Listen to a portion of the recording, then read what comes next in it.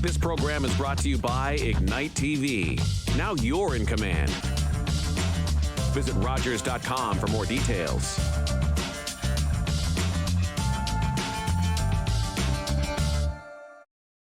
The opinions expressed in the following programs are those of the participants and do not necessarily reflect those of Rogers nor Rogers TV.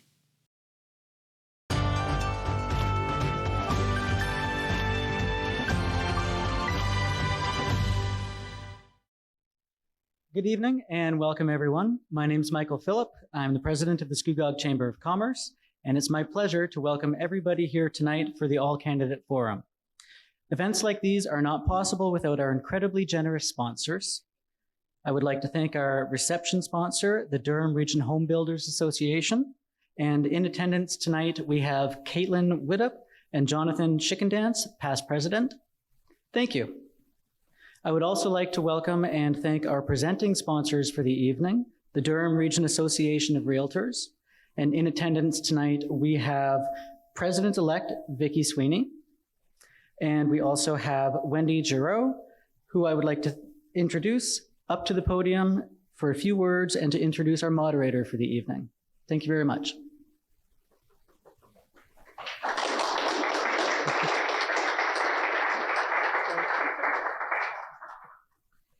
Thank you. I'm Wendy Giroux. I'm the CEO of the Durham Region Association of Realtors, and we have over 1,500 realtors in the Durham region. And we're glad that you're able to be here with us this evening to hear about provincial candidates speak about the issues that are important to all of us. A lot has happened in the last 4 years since we've gathered provincially.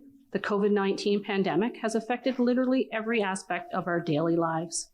The province, healthcare, supply chain management, housing availability, and affordability. Our priorities have to readjust since 2018. And the opportunity to be here and hear directly from the parties and the candidates hoping to represent the riding of Durham in the next provincial parliament is fundamental value that we need to recognize is not necessarily available in many regions around the world. To the candidates here today, thank you for your passion and dedication to your communities. It takes an incredible amount of courage to step forward to put your name on the ballot, especially in today's polarizing political world. And we recognize and appreciate the sacrifices made by you and your families during the next few weeks of this campaign. Thank you again. And it is a great pleasure that I introduce Jonathan Van Bleesen, our moderator for this evening. Jonathan is the host of The Show, now in season 3. In this half-hour program, he interviews compelling guests from our community and surrounding area. He currently writes a weekly column and 2 monthly features for magazines and newspapers, taking readers all over the world and sharing his adventures and experiences. Jonathan is an excellent speaker whose sense of humor and storytelling ability make him an ideal host and MC for events such as this, and is why we continually call on him time and time again for these hosting roles. Welcome, Jonathan.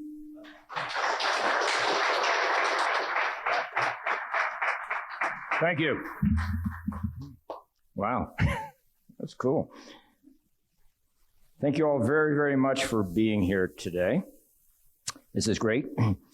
A couple of housekeeping elements that I have to tell you about. First of all, washrooms are that way, exits are that way and that way. In the event of an emergency, please don't get those confused. Please please turn your cell phones off if you would appreciate that. And also, I'd like to thank everybody for all the questions that were submitted in advance. We have quite a slew of them. If we did not get to the ones that you actually submitted, we would ask you to simply mail them to the Scugog Chamber at info@scugogchamber.ca, and they will pass them on to the proper candidates for response, okay? So, first of all, I have to mention Scugog is situated on treaty land that is steeped in rich and Indigenous history. Today, we acknowledge that we're gathering under traditional territories of the Mississaugas of Scugog Island First Nation. We recognize and deeply appreciate the historic Indigenous connection to this land and recognize the contributions First Nations, Métis, and Inuit people have made, both in shaping and strengthening this community in particular, as well as our province and country as a whole. We're grateful for the opportunity to meet here, and we thank all the generations of people who have taken care of this land for thousands of years. I'd like to introduce our candidates today. This is alphabetical by last name, okay? So for the Ontario Liberal Party, we have Mr. Granville Anderson. The New Democratic Party of Ontario, we have Mr. Chris Borgia. The Progressive Conservative Party of Ontario, Mr. Todd McCarthy. The Green Party, represented by Minnie Batra, was unable to attend tonight. So a little bit about the rules and the way it works. First of all, as I mentioned, the questions are preset, so we will not be taking questions from the floor. Each candidate will have 2 minutes to answer the question, and then there will be a 30-second rebuttal, okay, at the end of it. Initially, there will be a 2-minute opportunity for them to talk about their platform. There will be a yellow card offered to them to 30 seconds and a red card when it's time for them to finish. Okay? I would ask them to be very respectful of each other. This is designed not to discredit other people, but to promote their views. And I would ask you as the audience also to be respectful. So what I'll do now is I'll give each candidate an opportunity to give an overview of their position. And we'll start with Mr. Granville Anderson. Thank you very much, Jonathan, and thank you all for being here this afternoon, this evening. I know most of you are very busy business folks in this town, and thank you for what you're doing in our community.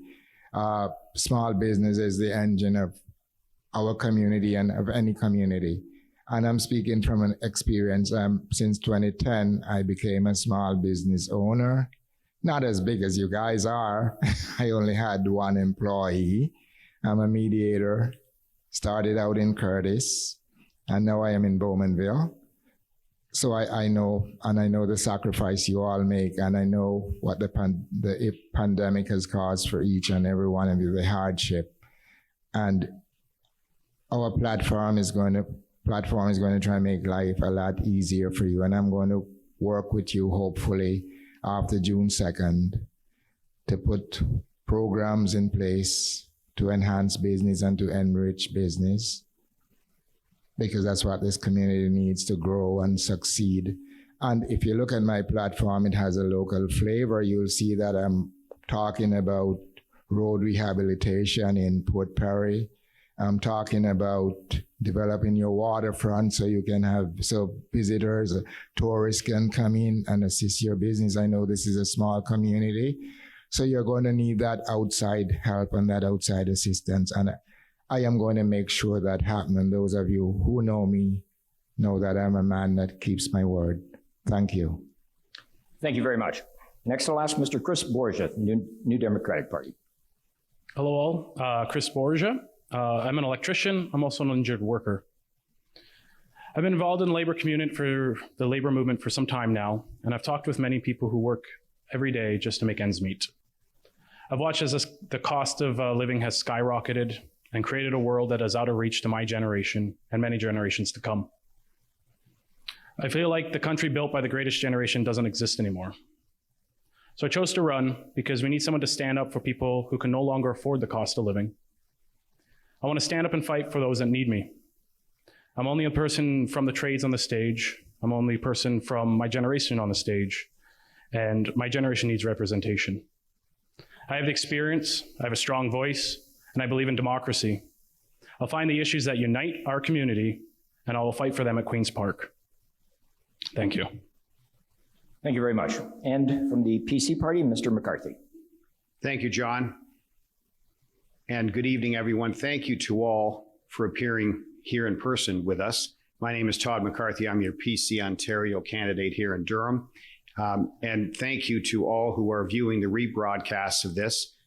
I can say hi, Mom, because I know she'll be watching one of the rebroadcasts. And I can also say hi to my wife of 35 years, Kathy. We've been here in Durham region for 33 years. We have 3 children who are now adults in their 20s. And I run as a citizen. I am a fellow citizen like you. I have held public office as a school trustee and vice chair of our Durham separate board. I've been a deputy judge at the Oshawa Courthouse, and I've been a trial lawyer founding the firm of Flaherty McCarthy with the late Honorable Jim Flaherty here in Durham region. And in that context, I've been an advocate for our fellow citizens in the community. That's what I believe parliamentary democracy is about. If elected, your MPP, I serve as your voice at Queen's Park. I listen to you. I carry your concerns and cares to the Legislative Assembly, but I'm also part of a team with a plan and a solution.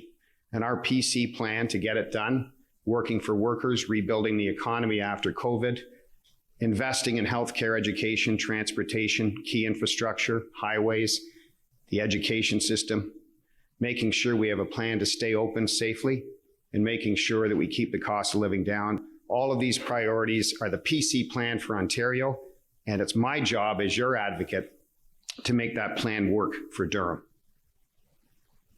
Thank you very much. The business community plays an important role in the province's economic rebound. Looking ahead, policymakers will need to channel limited resources to where they'll have the greatest impact.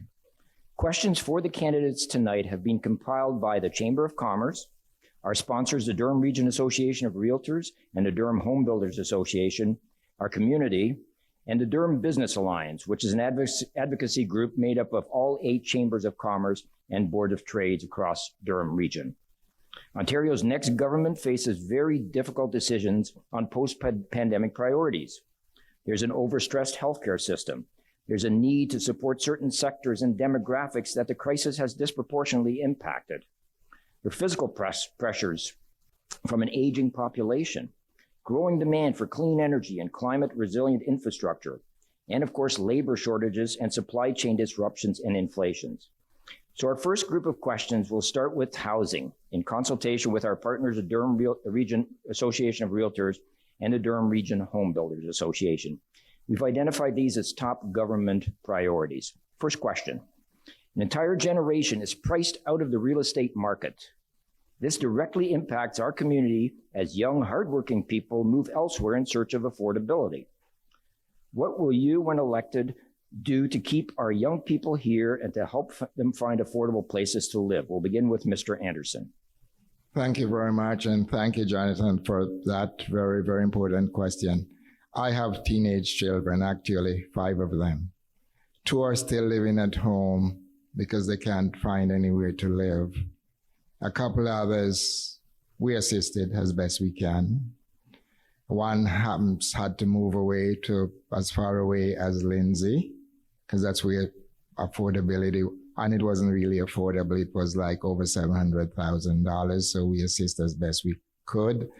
And the other lives right in our community in Bowmanville. So I know what it takes, and I know the stress and hardship, especially for young people, to find somewhere to live that's affordable. What we need is a diverse mix. And as chair of Planning and Development Committee in Clarington, it is my focus to ensure that applications that come from developers to our staff are working and to strike a balance. And make no mistake, there are a number of things that contribute to the problem, and we are prepared to deal with them as a government and personally as follows. We are going to tax homes that are sitting empty, and there are a number of them sitting empty during my knocking from door to door. There's just sitting there. There's one on my street that is sitting empty I moved there 3 years ago, and it's still sitting empty. We're going to combat money laundering in the housing market. We are going to ban non-residents from ownership of homes, along with assistance from the federal government, because we can't do that alone as a provincial government. We're going to do whatever we can to make home affordable. And one of the things that makes affordable, it's in a market, it's supply and demand. So we're going to make sure the supply is there. When that happens, prices will invariably go down. Thank you, Mr. Anderson. I'll ask our next representative, Mr. Borja, to comment on the same question. My friends and I are living exactly this. We did everything we were supposed to do. We got into a trade. We got a better job. We saved our money. And most of us still can't afford to buy a house. This is another major reason why I ran with the NDP. They're the only ones with a realistic plan to fix what is broken. We know housing is a human right. We'll help by giving young people 10% of the purchase price for a down payment. We'll increase the supply of housing options that are affordable. But this also includes aligning it with the growth of transit investments and updating zoning rules to enable the construction of more affordable housing like duplexes, triplexes, and townhomes. Thank you. Thank you very much. Mr. McCarthy. Thanks, John. The dream of home ownership is alive and well.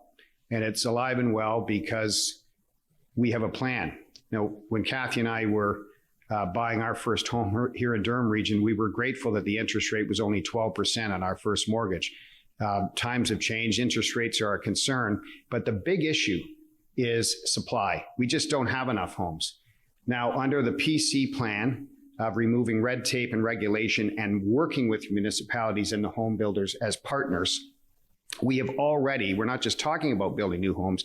In the past year alone, we had 100,000 new home start construction in Ontario. That's the highest figure for new home starts in 30 years, since around the time Kathy and I bought our first home. And our plan is to build 1.5 million homes. So we've shown what we can do. We're early in the plan. We're going to get it done. And it requires our government to lead that charge, to create the environment, to remove barriers, and to do it responsibly by protecting the environment, protecting the greenbelt, but utilizing available land and consulting with and working with both home builders and municipalities, because we're serving one citizenry and everyone is counting on us to lead that charge on behalf of the citizenry we serve. So building new homes is our top priority, and it creates jobs and opportunities for all. Thank you. Thank you. Mr. Anderson, would you like to rebuttal? Yes, and I'll add, as chair of planning, I do my best, my part, to streamline the process. But as those of you who know how council works, there's always a differing opinions on that. And I will continue to do that.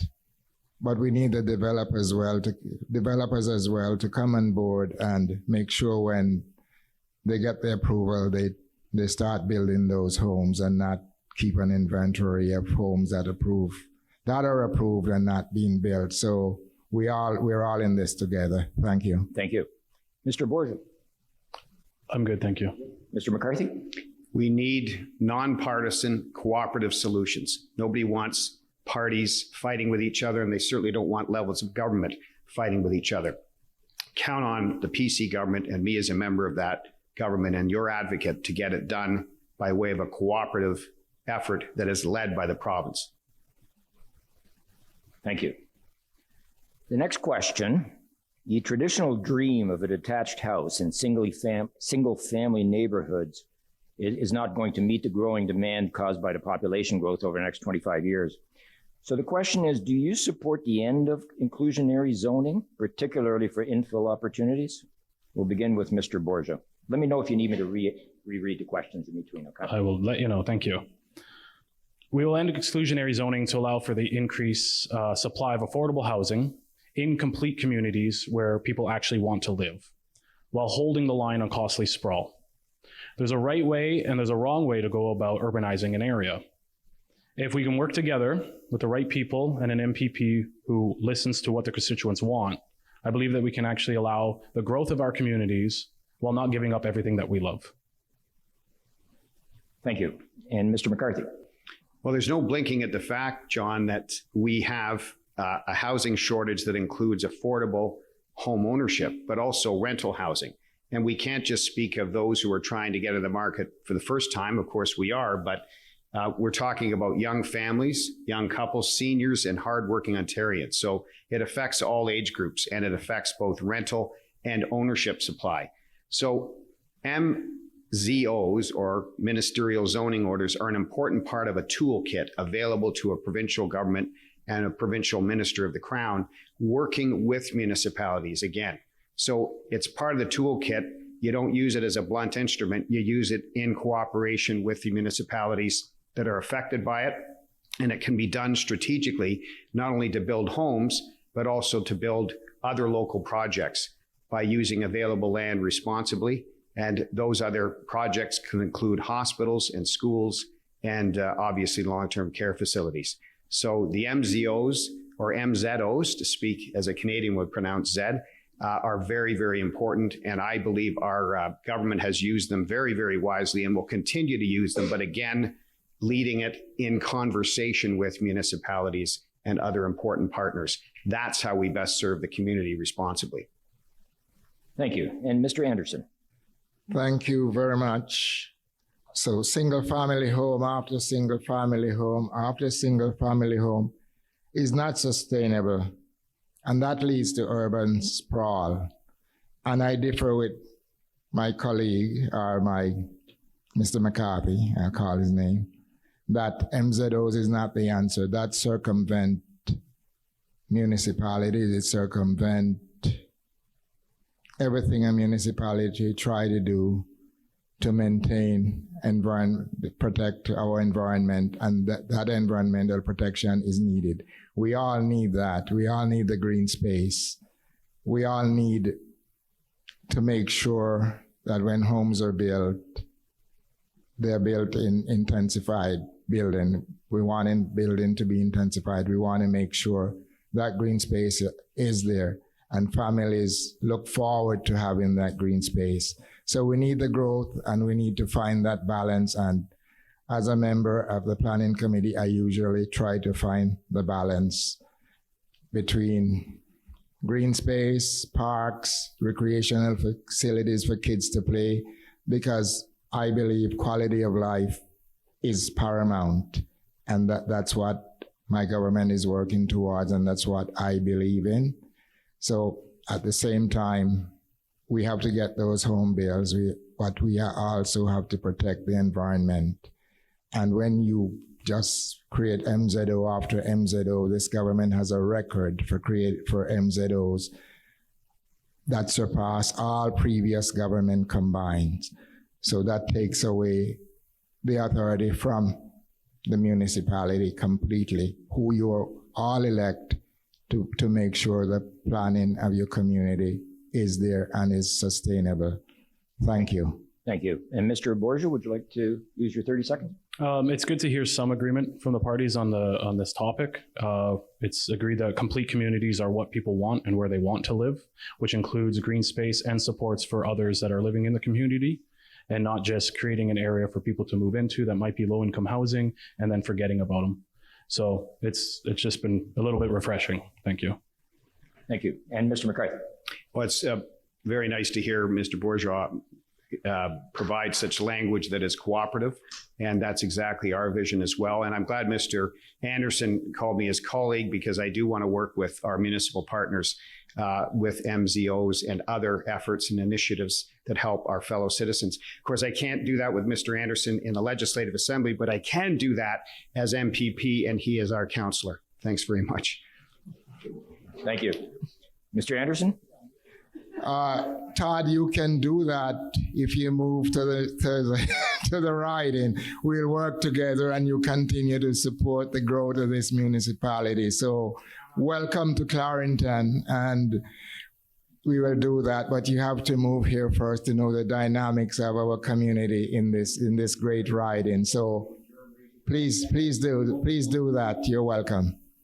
Thank you. I love it when everybody gets along. Really music to my ears, John. Very much so.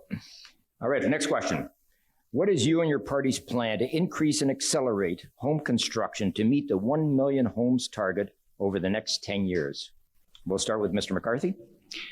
Well, this is the goal of the DRHBA, and it's a noble goal.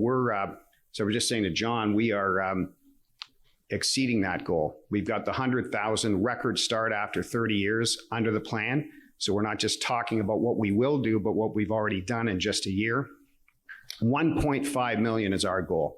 We have to get the housing supply up, because when you increase the supply, you create affordability. And that is government working with the marketplace and working with partners to make that happen. How does that happen?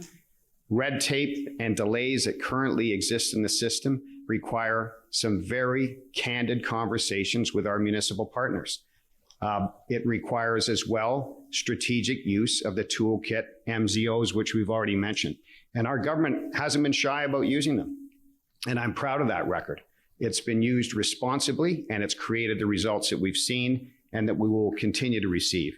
And don't forget that when MZOs are used responsibly, as they have been by the PC government, it's a job creator. Not only do we get homes built, we created 68,000 new jobs and the spin-off effect of that.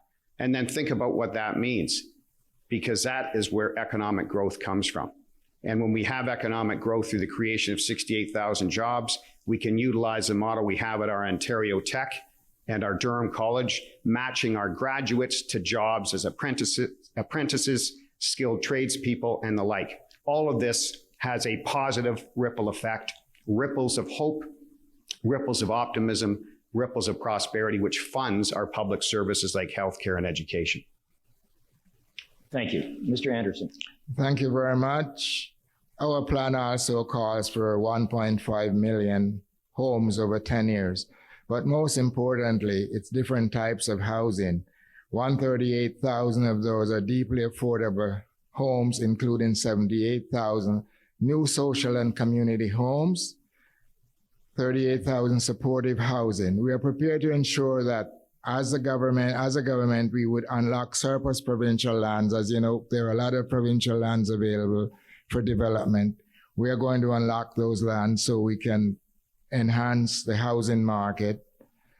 We'll empower municipalities to speed up applications. And as I alluded to earlier, I am already trying to do that. Use appropriate carrot stick incentive methods to ensure municipalities meet their housing and density target. And that's something that I have worked on diligently since I became a municipal politician, and I'll continue to do that. And I'll make sure that that happens for our kids and for seniors who want somewhere, who want to downsize and need accommodations that's reasonably priced. So that's one of my commitments on day one. That would be on June 3rd, to make sure that that happens within our community. Thank you. And Mr. Borgia. Again, it's refreshing to hear us all agree on the same thing, because the NDP government will enable the construction of 1.5 million new homes over the next decade. We have a comprehensive plan to ensure every Ontarian has access to a home that they can afford, grounded in the principle that housing is a human right. We'll introduce a speculation and vacancy tax on those who don't pay tax in Ontario and own houses that they don't live in. We're going to increase the non-resident speculation tax to 20% and expand it to the whole province and close the loopholes. We'll introduce a use it or lose it tax on developers that have permits and are ready to build, but refuse to do so in order to constrain housing supply and drive up profits. And through a new public agency, Housing Ontario, we're going to build 250,000 affordable homes and non-market homes over the next decade to be operated by public, nonprofit, cooperative housing providers. This includes 100,000 affordable homes charging rent geared to income, as well as 150,000 non-market homes charging below market rents. Thank you. Thank you. Mr. McCarthy. And I'm delighted to hear that Chris agrees with our goal of 1.5 million homes, because he will know, as do I and our PC government, that 1 million new residents will be coming to the GTA, including Durham region, in the next 5 to 10 years. So not only do we need to build these new homes for our existing population, but for our growing population. We'll get it done. Thank you. And Mr. Anderson. That's okay. Thanks. Okay. Mr. Borgia, would you like to add anything? I'm good, thank you. Okay. Thank you. Our next question. What are your party's plans to address municipalities that go above the building code, which makes it, of course, much more expensive to build homes? And we'll start with Mr. Anderson. Thank you again, Jonathan, for that question. And again, as Chair of Planning and Development, I've heard this before. It is imperative that homes be built to an appropriate standard and that we have a focus on sustainability moving forward. But there also must be a balance as it relates to cost implications due to affordability challenge. We are proposing updates to the Ontario Building Code to ensure that energy efficient and climate standards are built in.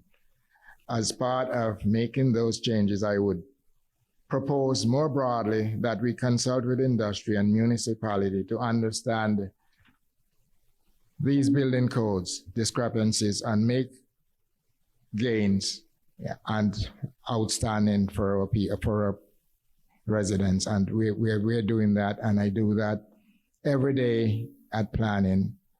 But there's a lot more work to do, and we need the cooperation from the developers as well to get that done. Thank you. Thank you. Mr. Borgia. This is what I personally believe. I believe we must find a way to encourage affordable housing, but not at the cost of substandard building practices. If being in the trades has taught me anything, it's that I don't know everything. I know when it's time to turn to those who have the knowledge, and this is an issue that must be brought to our community, along with experts on the matters, as it is a concern that unites our communities. There is a fair and equitable way that we can go about building homes without taking away from our communities that we love. Thank you. Thank you. Mr. McCarthy. Well, you know, on this issue in particular, it's clear that government is not the only answer. Government's part of the answer.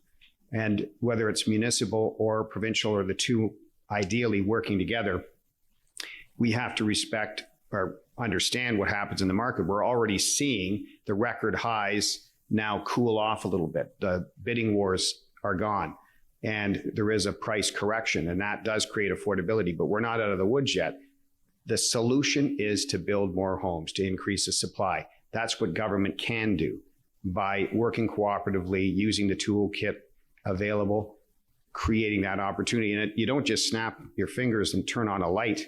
It does take action that's already begun in the last year that saw 100,000 new housing starts to begin now so that we are ready for the new residents that come and provide the supply for the residents who are here, who are desperate for an opportunity to get into the market. And we can't forget about rental housing as well, because not everybody will buy. Many will pursue the model of rental. So increasing the supply is the answer to both. It's government that can do that, and then it's the market that responds. And in the process, job creation by the tens of thousands in our own community, opportunities for well-paying permanent jobs, and the growth that comes with that funds healthcare, education, transportation. That's the key. That is how government leads the effort. And it really begins with a provincial government. Thank you. Mr. Anderson, anything you'd like to add? Yeah, I'll just rebut, because back to MZOs. We can build, but we still have to protect farmland. We only have 5% of the lands in this province that's farmable, that's grade A farmland. So when we build, we can't just arbitrarily have MZOs all over the place and build. Then the food chain is going to get compromised, and we cannot do that. So we have to build responsibly. Thank you. Thank you. Mr. Borgia? I'm good, thank you. And Mr. McCarthy? And of course, that's why it is about cooperation. It's about conversations. It's about strategic use of MZOs. And our record is of doing so.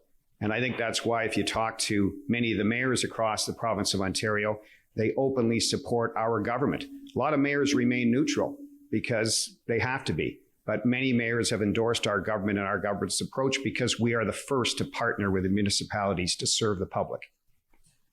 Thank you.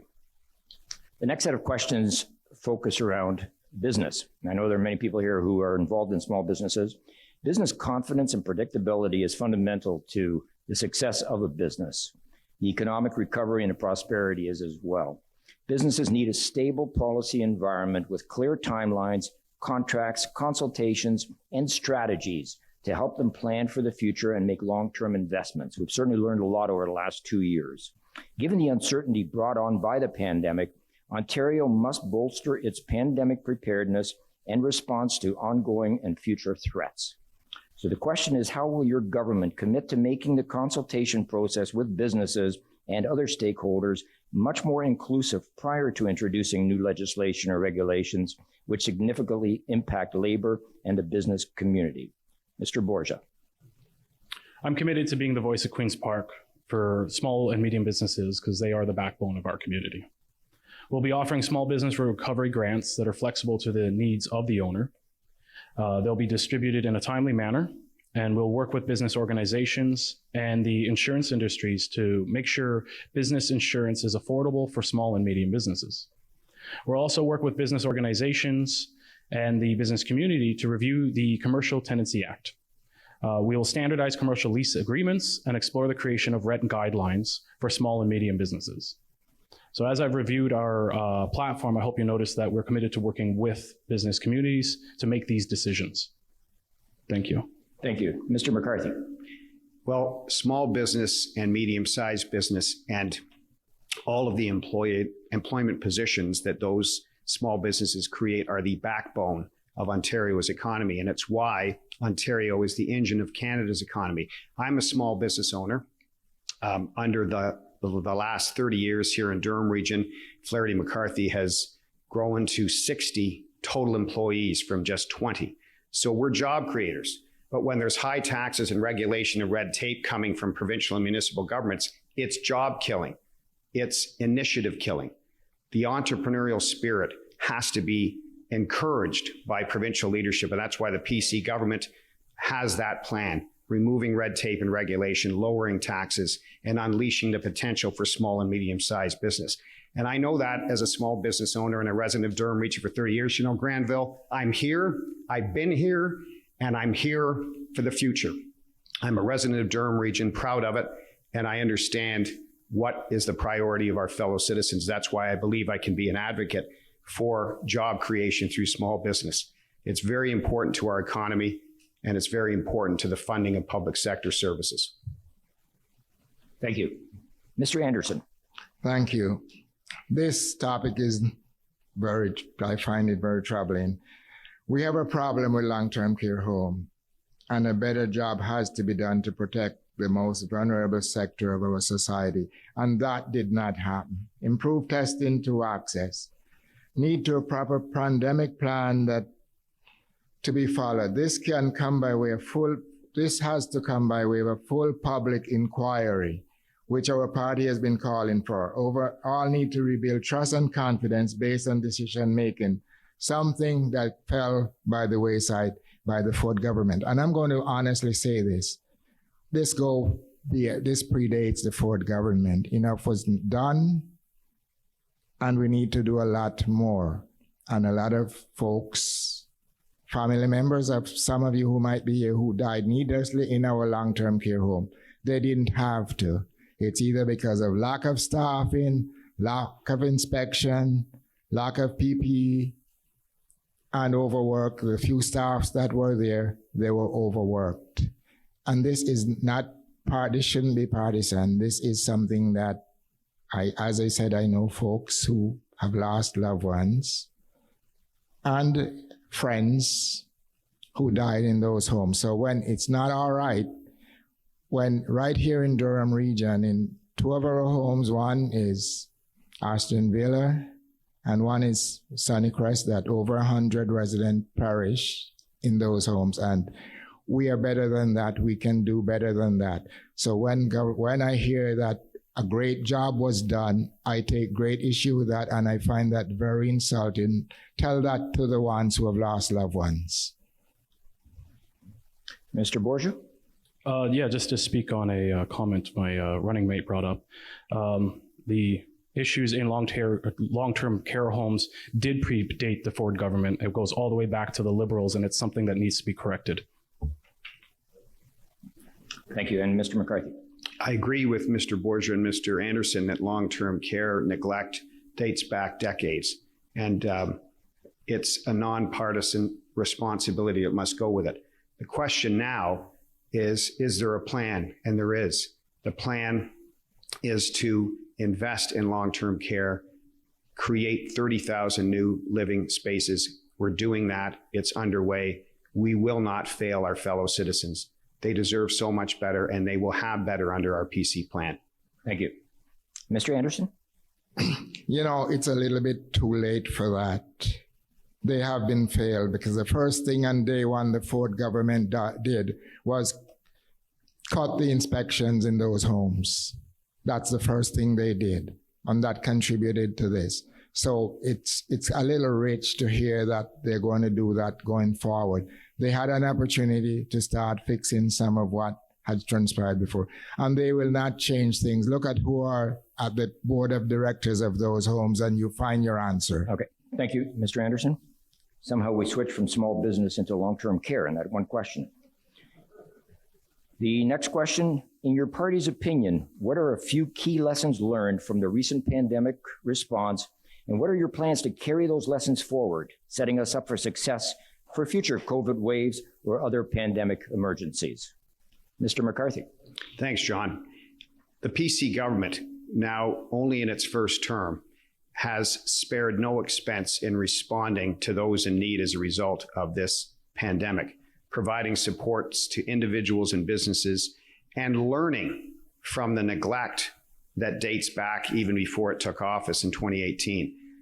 Our commitment to 30,000 new long-term care living spaces is exactly what we need, a dignified and supportive environment with one-on-one care going forward, and new positions for PSWs and nurses well paid to support our loving seniors, our loved ones who are in that position, but also to support those who choose to remain in their own homes with proper home care.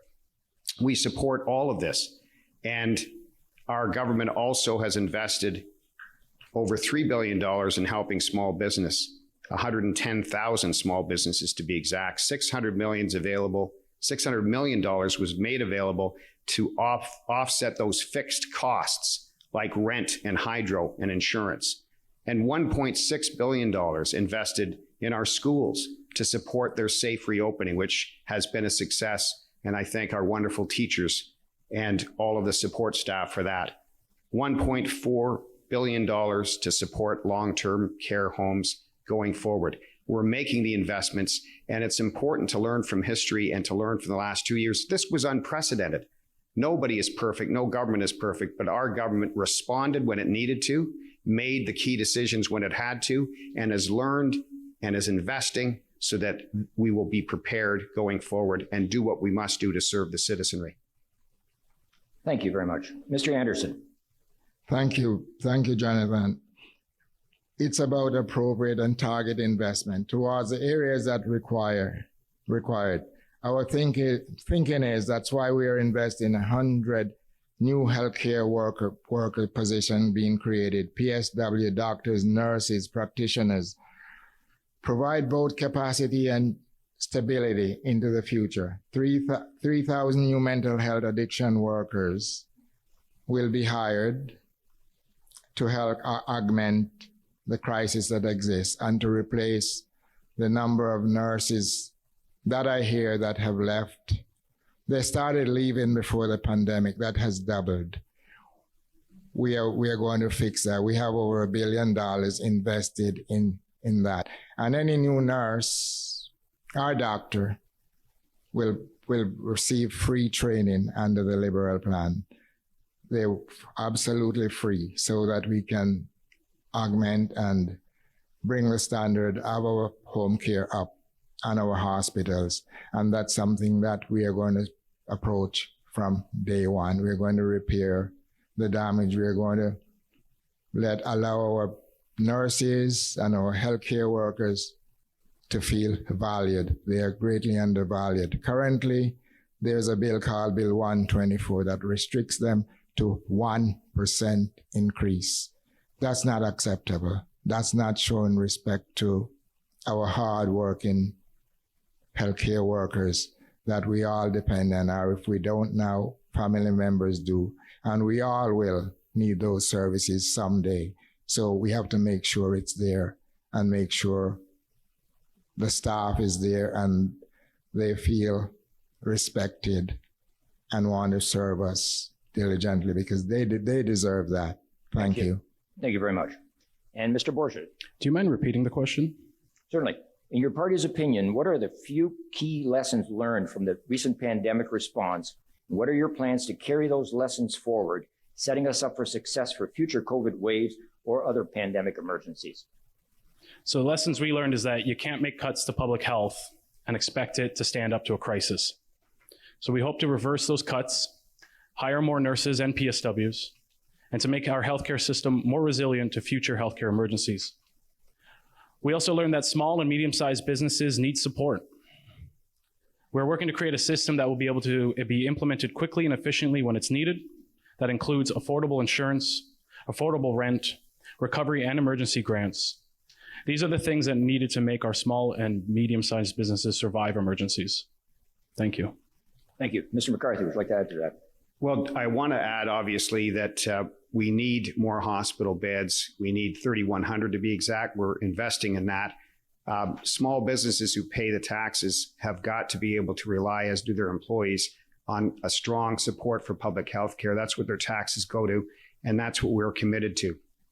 The idea that 611 new long-term beds were created under the NDP Liberal Alliance for 7 years is unacceptable. We're going for 30,000. Thank you. Mr. Anderson? Did you want to add anything? No comment on that. That's fine. Thank you. And Mr. Borja? I'm good, thank you. Good, thank you. So with the increases in minimum wage, health insurance premiums, WSIB, what are the short-term and long-term strategies to assist small to medium-sized businesses so they can navigate rising operational costs? And where are the people who are going to work there coming from? We'll start with Mr. Anderson. Thank you. This is a balancing act, as you all know. We want to ensure that workers are protected and have a living wage. And I'm sure all businesses want that, contrary to popular belief. And at the same time, businesses need to be able to operate and be profitable. Look to eliminate corporate taxes. We are going to eliminate corporate taxes for 2 years for small businesses, deeply hurt by the pandemic. That is about getting funds to those who need it most, not blanketed programs. Investment to support these businesses through digital transformation initiatives, increase access to capital, 300 million in loans to support business effort, cap credit card fees charged to businesses. And we are going to make sure that businesses, small businesses, get their fair share. And I know this is maybe partisan, that they weren't treated fairly during the pandemic. The Ford government catered to big box stores at the ill of small businesses, and that's shameful, because small businesses is the heartbeat of our community. And to me, shame on the Ford government for allowing that to happen. And as you as small business people and myself know that that's factual. That only changed when there was public outcry, and that's the only time any changes was made to include or to do better by our small business leaders in our community. And shame on the Ford government for that. Thank you. Thank you. Mr. Borja. All of the things that we have discussed from my party's platform on working with small business and medium-sized business owners are designed to help lower and maintain operational costs, rent control, lower insurance, and recovery grants. These are just some of the things we hope to do in the long and short term to make the costs of doing business lower. Fundamentally, it's about cutting red tape where we need to, and to make sure that we have a fair and prosperous society. Thank you. Thank you. Mr. McCarthy. The difficulty is that the NDP and the Liberals are the parties of red tape and high taxes. The PC government has this track record, which is clear. And I, as a small business person here in Durham myself, have seen it. That's why we've been able to grow, in particular, the last 4 years and during the pandemic. We're grateful for what the government was able to offer. We gave municipalities the flexibility to provide property tax relief to small business, provided $60 million in one-time grants for up to $1,000 for eligible Main Street small businesses, introduced the Digital Main Street program.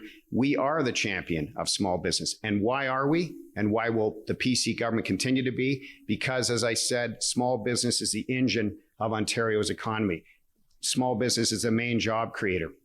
And when we have that prosperity, we have the tax revenue to fund the public services, healthcare, education, transportation. It's why we have shovels in the ground for the Bowmanville GO Train extension. It's why we can build the North Oshawa High School to take the relief, to take the pressure off Maxwell Heights. It's why we are building a new elementary school in Bowmanville. It's why our son Jake and others like him can get the cancer treatment they need when he needed it. That's what public health care is for. It's why my mother-in-law who lives with us can depend on some home care.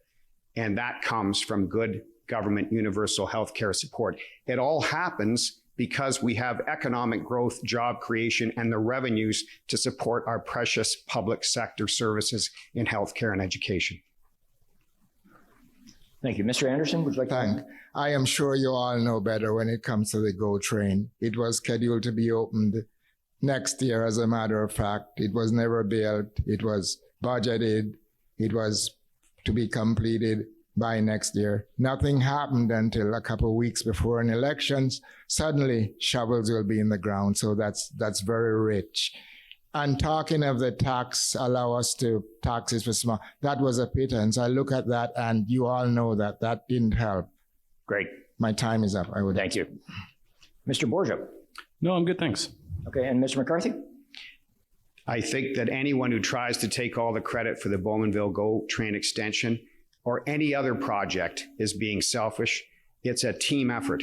We work for one citizenry. The Bowmanville GO train extension is the work of many, but our government is getting it done with shovels in the ground. No more talk. Thank you. Our next question. What, if anything, are you going to do to modernize corporate tax structures for small to medium-sized businesses? And we'll begin with Mr. Borgia. So I believe that tax fairness is important. Regressive taxes are not something I agree with. It's time to make billionaires pay and their big corporations pay their fair share.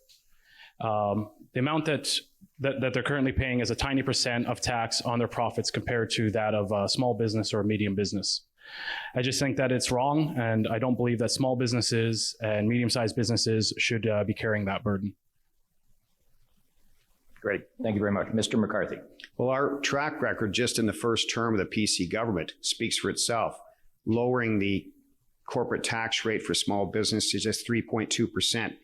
Lowering gas taxes, scrapping license plate stickers for 8 million people, dropping tolls on Highway 412 and 418, $10 a day childcare by 2025 with rebates coming right away this year. Again, a cooperative adventure.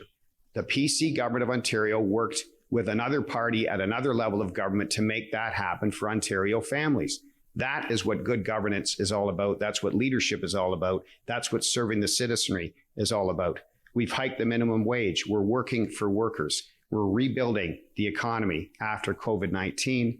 We're looking forward to a hopeful and optimistic spring and summer and beyond. One of the great joys of being a candidate here in Durham is to go out and talk to and see the thousands of people at their doors and in the community.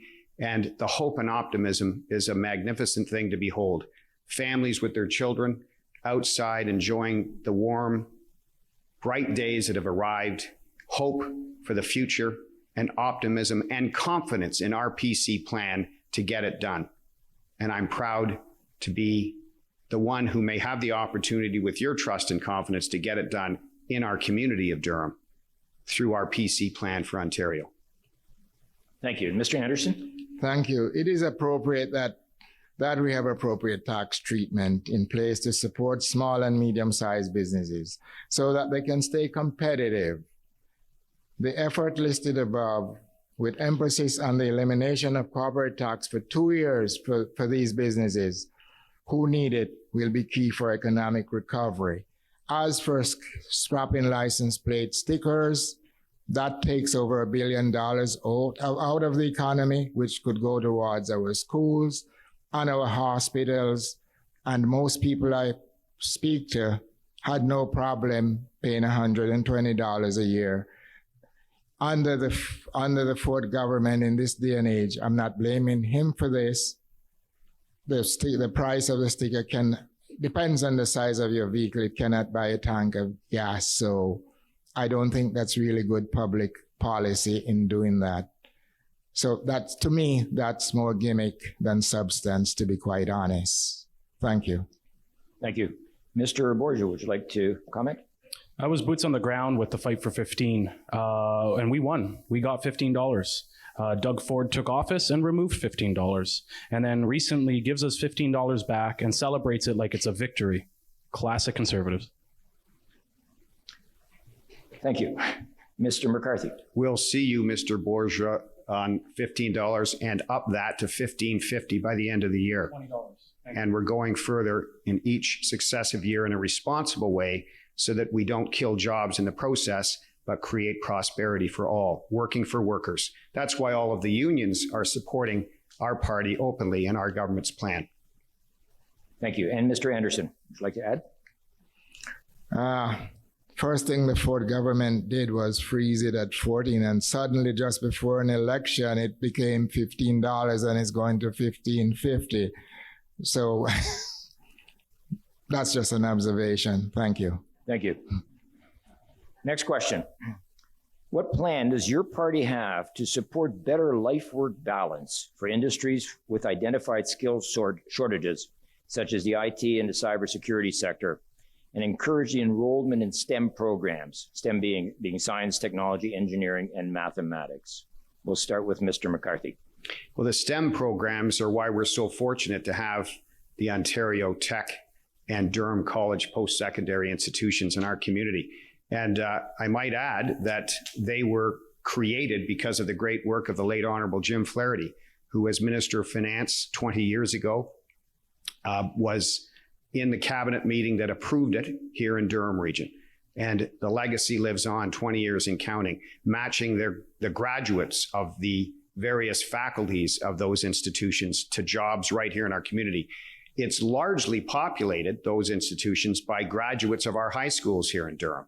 And that's very, very important because most of those will go on to live in our community because that's what makes Durham the best place to live, work, and play.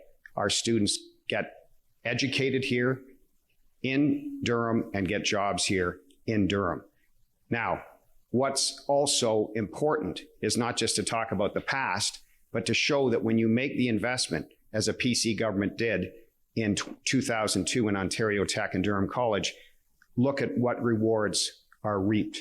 Let's look at, for example, what we can do in education. Our government now, looking forward again to the next 20 years, is investing a record amount of up to $26 billion in 2022, 2023, further to Mr. Bethlen Falvey's budget on April 28th, the single largest investment in Ontario's history in education.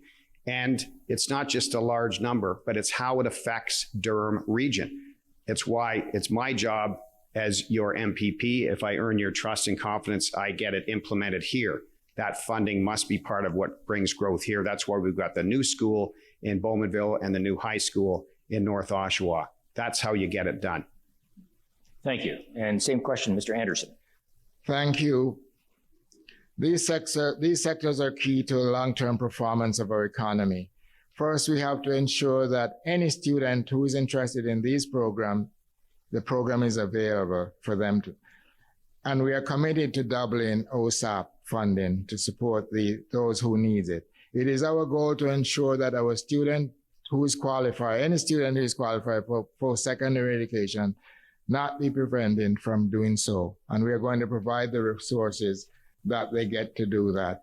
We have to work with our high schools to ensure that the benefit and opportunities associated with these areas are being clearly articulated to students and their path to jobs are understood. We are looking at 4-day work week. We are very flexible in our approach. We are committed to working with business and labor group to design and evaluate this model, and we're going to continue to work. So yes, Durham College and UIT, which is Ontario Tech, are great institutions. But during my time in government, I fought hard, and they got over $40 million in funding while I was your MPP, and I will continue to sustain and make sure those funding are available for all students. And that's something I'm committed to when it comes to education. There's no hold barred when that's something that we need to sustain our business. good educated workforce benefit all our business community, and we are all enriched and enhanced by that. And that's something I am committed to. Thank you. Thank you very much. And Mr. Borgia. Do you mind repeating the question? Certainly. What plan does your party have to support a better life-work balance for industries with identified skill shortages, such as IT and cybersecurity, and encourage enrollment in STEM programs? You're familiar with STEM programs, right? Yep. Okay. Work-life balance is really important to New Democrats. I come from an industry that is always in need of more skilled labor. So we've implemented programs, incentives, and grants to draw people in and come work in those industries that would have shortages. So the same is going to be applied to the IT sector, cybersecurity, and to get enrollment into the STEM programs as mentioned. We'll commit to bring more high school trade and shop classes. We're going to be also bringing in more community-run employment training centers, working with colleges, unions, and training institutes, because these institutes are already available. We'll be investing to create thousands of new paid placements for post-secondary students, so that way they're actually able to build real-life experience. Thank you. Thank you very much. Mr. McCarthy? I just wanted to add, John, that in working with teachers and educators, we've added to the core curriculum of our schools the idea of giving the next generation the skill set to succeed in the workforce. And that's further to encouraging enrollment in the STEM programs. So we have mandated financial literacy, coding, entrepreneurship, and leadership development in our schools to promote that. And Mr. Anderson? Yeah, just to follow up on the two schools that were announced again 2 weeks before the rate was dropped in Bowmanville and in North Oshawa. During my tenure, I believe we opened 5 or 6 schools in this riding. So it's a far cry, and they weren't just promises because an election was at hand or is at hand. So there's a big difference there when it comes to commitment. Thank you. Mr. Borgia, would you like to add anything? Reaching out to young people, encouraging them to come into a trade or to a new sector requires a young voice. You got to know how to communicate with them and how to speak with them. So when you're able to speak their language, it's something that you can bring to their attention and actually get their input and figure out ways to reach out and encourage their involvement. Thank you. The last 2 questions are submitted on behalf of the Durham Business Alliance and are identified with issues. They identify issues that affect all 8 Durham municipalities. So the first question is, ensuring capacity for healthcare is a business priority. To prevent business shutdowns in the future, the business needs to know how you and your government will ensure capacity in healthcare, including a stabilized and growing healthcare workforce. We'll start with Mr. Anderson, please. Thank you. That's a great question. And I touched on that when I alluded to earlier on to 100,000 new healthcare workers, nurses, PSW, nurse practitioners that we have provided for.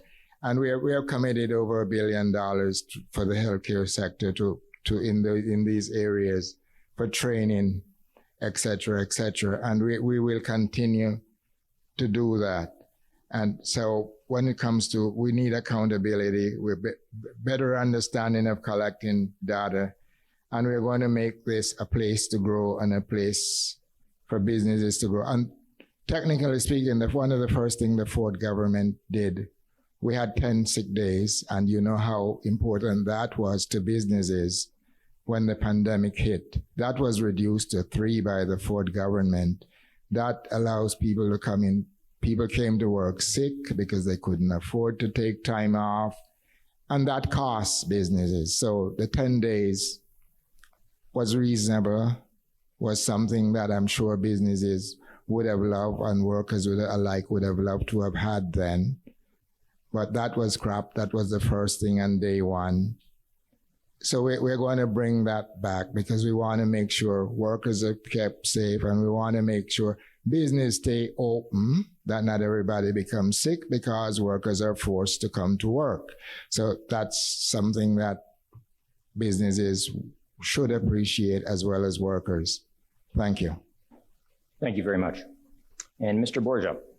Public health care has always been a sacred priority to us since the days of Tommy Douglas first introduced it in Saskatchewan and then brought it across the country through a confidence in supply. That's almost the exact scenario that we're dealing with now. Our federal cousins are doing a deal with the government to bring in dental and pharmacare nationwide. So this is a big issue for us, and we've seen what happens when you cut it. Like the other parties in the room that have been doing for almost 3 decades now. So first thing first, we need to work reversing those cuts. Healthcare workers need to be paid what they're worth. Otherwise, they're going to find somewhere else to go. And we have to make sure our hospitals have the support that they need to make sure hallway medicine never happens. We'll be going on a hiring spree, bringing in tens of thousands of new healthcare professionals. And the first thing we need to do is to make this happen by scrapping Bill 124, which caps nurses' wages and public sector workers. Policies like that disincentivize people from going into healthcare, so we'll get rid of it. We'll also be expanding existing hospitals and building new ones where they're needed. Finally, we'll be making it easier to find a family doctor so people can have the issues dealt with before they need to go to the emergency room. We'll also be expanding community healthcare centers, funding nurse practitioners, led clinics better, and hiring more doctors in communities that desperately need it. All of this will make our healthcare system more resilient and better to deal with situations like the one we're currently in. Thank you very much. And Mr. McCarthy. Well, the PC government, which has only been in office for less than 4 years, has acted and is acting to ensure capacity in healthcare, including a stabilized and growing healthcare workforce. That is the commitment to universal public healthcare. We can't run from the fact that prior to 2018, prior to the pandemic, our healthcare system was broken. The investments were not made by the previous Liberal government or the Liberal government propped up by the NDP. So that is where we were unprepared for the pandemic. But upon taking office, our government spent almost $60 billion, then a record in healthcare spending in 2019-2020, increasing it last year to $64 billion. And now going forward and over the next 10 years, the PC government is committed with this current budget to $22 billion in hospital infrastructure investments alone, with capital investments resulting from that of $30 billion. This is to build the new hospital in Durham region. This is to redevelop the Bowmanville Hospital. This is to protect and enhance what we have here in Port Perry.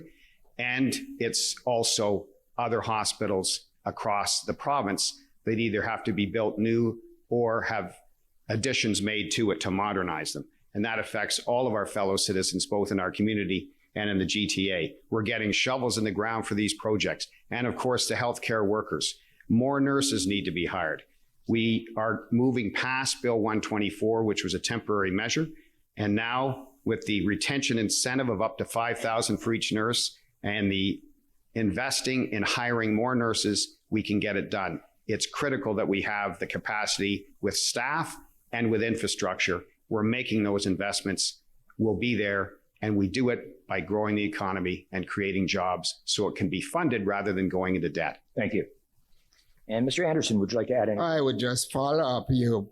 How great a job are you doing? Nurses are leaving in droves, and that's not fictitious. I'm not here saying that fictitiously. That's a fact.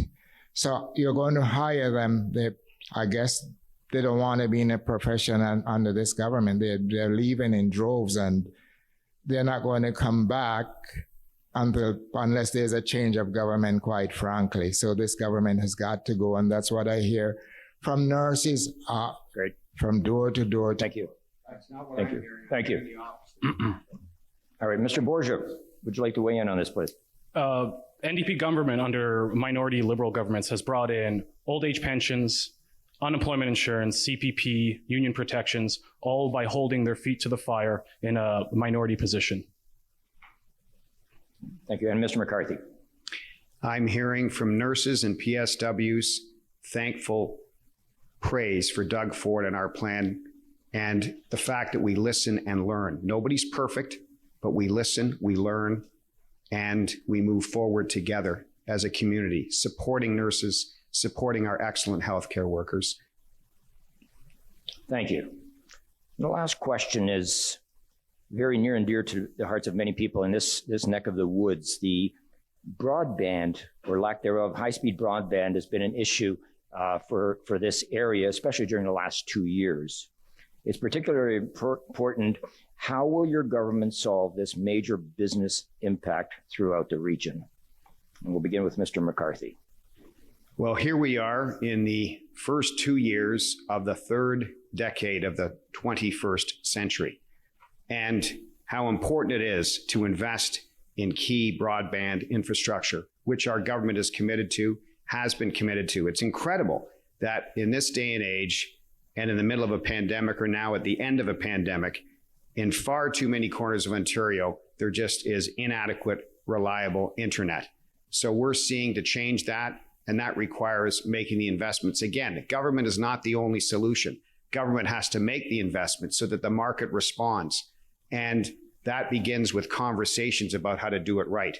So we're committed to it, we're doing it, and we'll continue to do it. It's part of living in the modern age. Internet connection all across Ontario, and even here in Durham riding, which is almost like a microcosm of the province of Ontario, with both urban, suburban components to it and also rural components to it. We are investing in broadband both for Durham, our riding, and for our province. Thank you. Mr. Anderson. Thank you very much. And that's an important topic, because I believe the pandemic brought that to the forefront, the need for proper broadband for kids, especially who are learning from home through e-learning. There are significant fiber networks that are underutilized, some of which are owned by different levels of government, and they need to be utilized. Accessing these can lead to expanded competition with an eye towards creating greater affordability to consumers. There are also dark fiber networks owned by industry that are not used, and as a government, I believe we need to advocate with the federal government that this not be allowed and they be utilized. In Clarington, we made a concrete effort to work with private sector to increase investment and utilize otherwise dark fiber network, and we are roughly 98% coverage. And that was one of my promises as a municipal council, and I've worked diligently. And places such as Tyrone, which you might not have heard, now have high-speed internet and broadband. And that's something our municipality is going it alone, working with Bell and other providers. And our municipality is almost completely supplied with high-speed internet. There's still pockets that need to be done, but we are doing it, and it can be done because we are doing it alone as a municipality. Thank you. Mr. Borgia? I was really happy to see this question. It's actually something the IBW is working toward doing training. So we're going to be ensuring that every corner of Ontario has access to high-speed internet by 2025. It's a necessity of life these days, not to mention a necessity of businesses. It's fundamental. So we believe that if it's something that it's a necessity, it's the role of the government to ensure that everyone has access to it. In addition to that, we're going to bring back northern infrastructure projects like the Northlander, and we're going to connect it with the Polar Express in Cochrane. In fact, we'll be ensuring that more trains and streetcars are built for access across North America. And finally, we'll be ensuring that the northern communities get more job training programs by opening community-run employment and training centers. And this is going to open up opportunities in the trades, mining, and the film and television sectors. So these are just some of the ways that we're going to work to solve this. Thank you very much. Mr. McCarthy, would you like to add anything?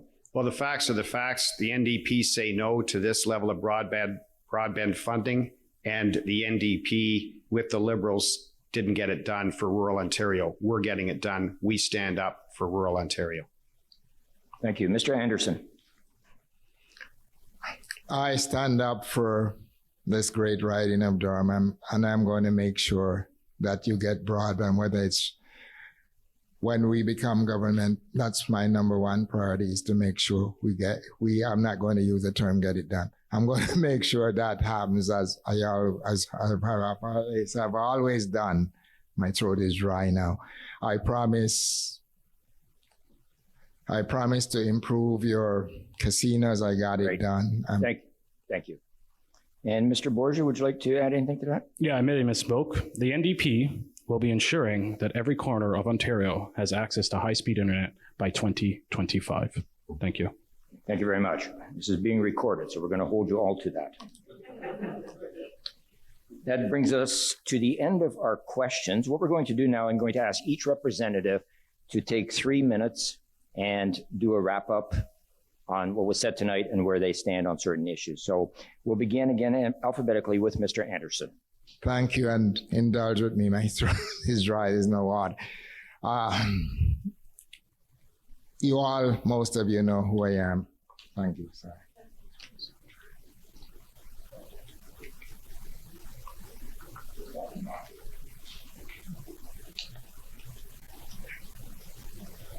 There. Most of you know who I am.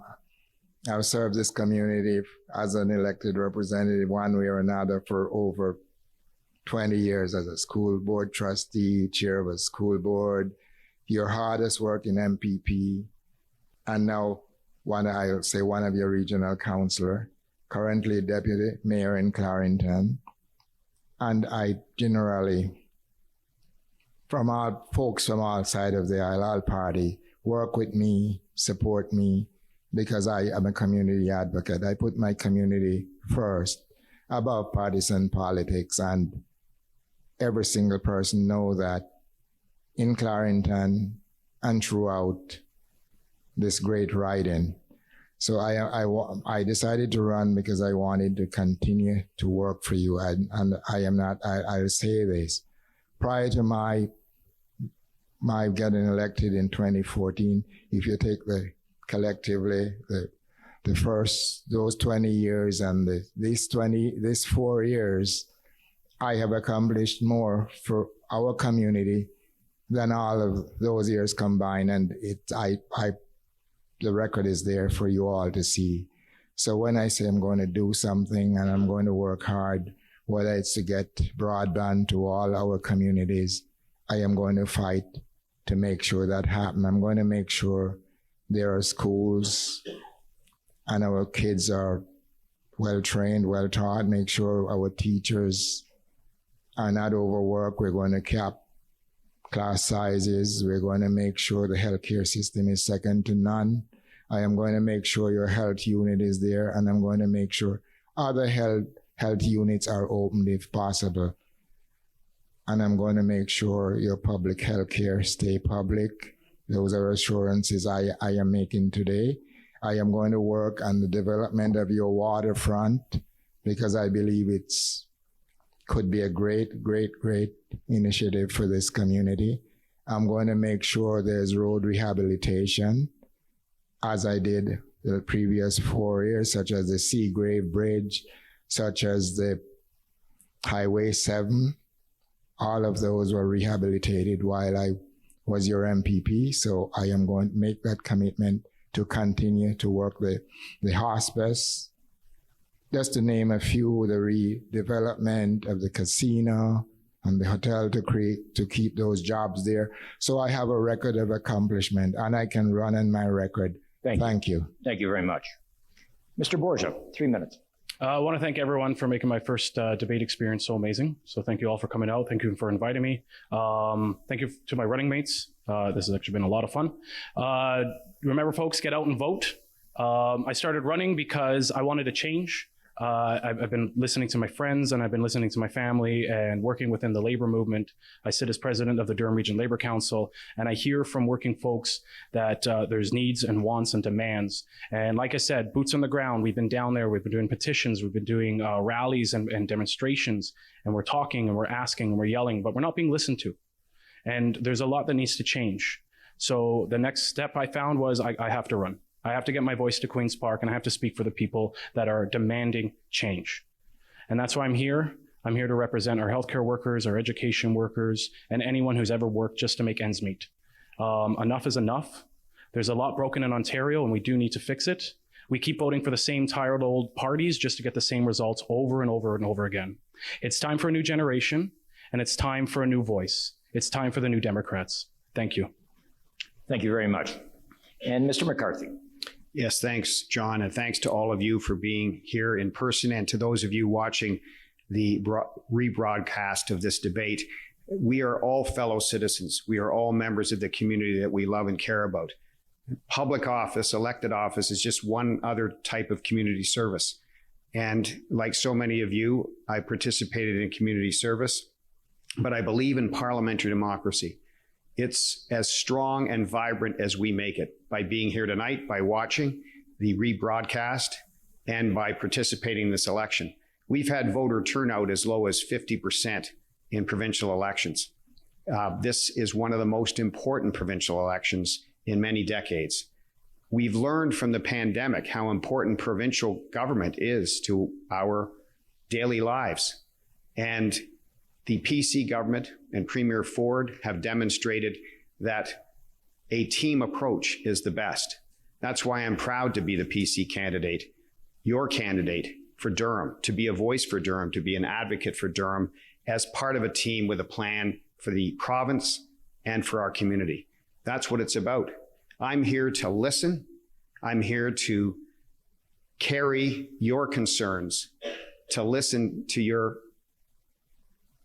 anxiety, because there is some, and your hopes and your dreams of all ages in our community, to be your true voice. We have 111,000 eligible voters in Durham alone, and I hope as many of you come out to vote. And it's more possible than ever with more advanced polls than ever, and of course, Election Day, June 2nd. So I am as hopeful and idealistic about our state of parliamentary democracy as I've ever been. I'm as hopeful and optimistic about what a provincial government can do.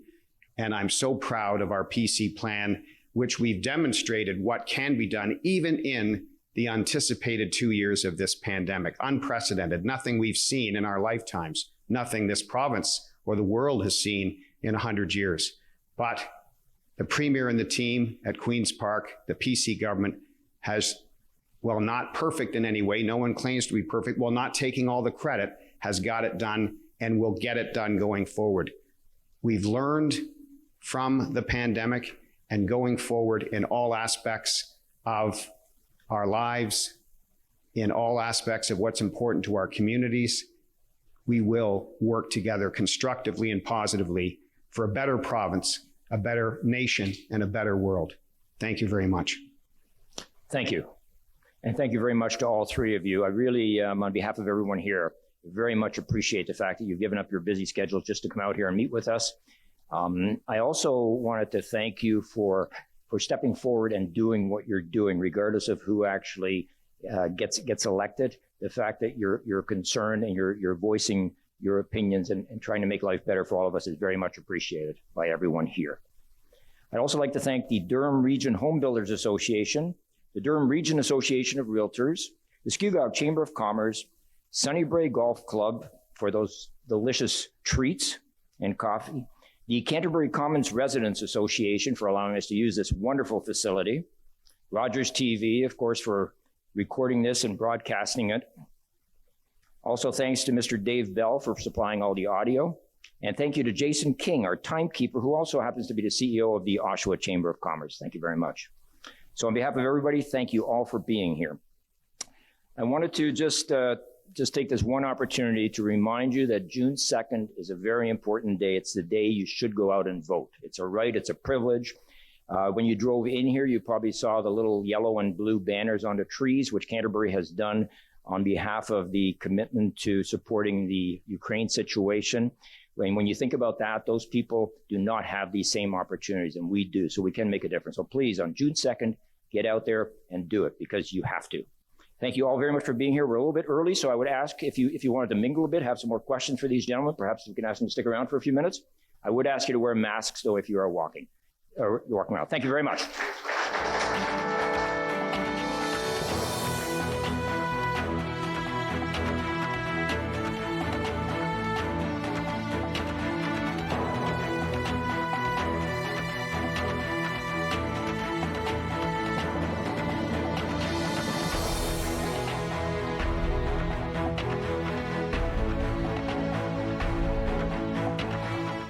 Hello, everyone. My name is Spencer Ford, and I am the Durham candidate for the New Blue Party of Ontario. I am a veteran, a former Toronto police officer, and a retired Durham Regional Police Officer. I am currently a successful small business owner in Durham. I am a conservative citizen, like many others, is fed up with the PC Ford government that no longer represents conservative values. Doug Ford, by the actions he has taken, is now a provincial Liberal extension of the Trudeau government. I decided to run in this election with the New Blue Party because they truly represent conservative values and are a party of integrity that embraces the rule of law. The New Blue Party and I will represent our constituents by upholding the Constitution and the citizens' rights and freedoms. We will end all lockdowns, vaccine passports, and provide restitution for all those harmed by the emergency measures of the Ford and Trudeau governments. We will fight to remove digital ID and digital programmable currency. We'll provide tax relief by cutting the provincial carbon tax and gas taxes, as well as reducing the HST by 3%. We will reform the education system by providing parents with tax credits to allow them to control their children's education and remove critical race theory and gender identity theory from our schools. We will protect the vulnerable by expanding early treatment and therapeutics for COVID-19 to prevent hospitalization and clear the backlog of procedures by rehiring all healthcare workers. I am not a career politician and know no favors. I represent the constituents with integrity and will be the voice for their freedom of choice. It is time for change and the government to listen once again to the people, not large corporations and lobbyists. Vote New Blue and I'll stand up for you. Thank you. I'm Tony Scrivato, independent candidate for MPP in the Durham riding. As a longtime supporter for workers and people with disabilities, and on the board of the Ontario Autism Coalition, and advocating on the front lines against autism cuts in Ontario, I'm ready to be an advocate for all people of the Durham riding and Ontario's most vulnerable populations. June 2nd, consider voting for Tony Scrivato. I'm ready for change. Are you? Also running in the riding of Durham, Minnie Batra, Green Party of Ontario, and Lou DeVuono, Ontario Party.